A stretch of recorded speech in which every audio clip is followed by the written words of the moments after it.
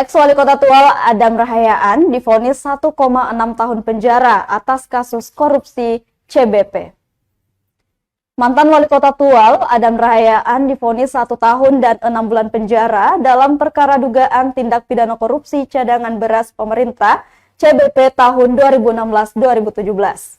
Vonis tersebut sangat ringan jika dari tuntutan jaksa penuntut umum pada Jumat 30 Agustus 2024 yang menuntut terdakwa 7 tahun penjara.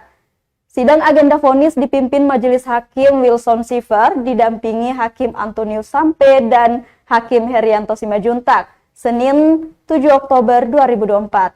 Dalam pertimbangan amar putusan, Hakim sebut terdakwa Adam Rahayaan terbukti bersalah melanggar pasal 3 Undang-Undang Nomor 31 Tahun 1999 tentang pemberantasan tindak pidana korupsi sebagaimana diubah dengan Undang-Undang Nomor 20 Tahun 2001 Junto Pasal 55 Ayat 1 KUH Pidana. Majelis Hakim juga tidak membebankan terdakwa Wali Kota Tual kedua itu untuk membayar uang pengganti sebagaimana yang dituntut oleh JPU sejumlah 1,8 miliar.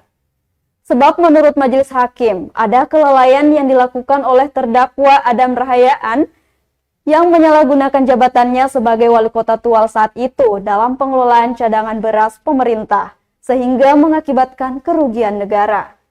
Juga pada kerugian negara, dinilai terdakwa Adam Rahayaan tidak menikmati secara pribadi. Usai membacakan vonis, JPU bersama dengan penasihat hukum menyatakan pikir-pikir.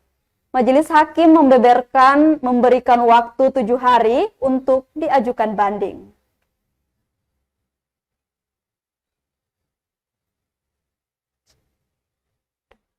Langsung.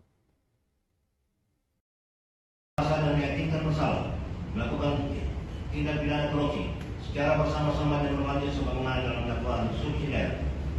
4. Jatuhkan pidana kepada terdakwa Adam Rahayaan SHG MSI oleh karena itu dengan pidana penjara selama 1 tahun dan 6 bulan serta pidana denda sejumlah 300 juta rupiah dengan ketentuan apabila pidana denda tersebut tidak dibayar maka tetap. Download Tribun X sekarang, menghadirkan lokal menjadi Indonesia.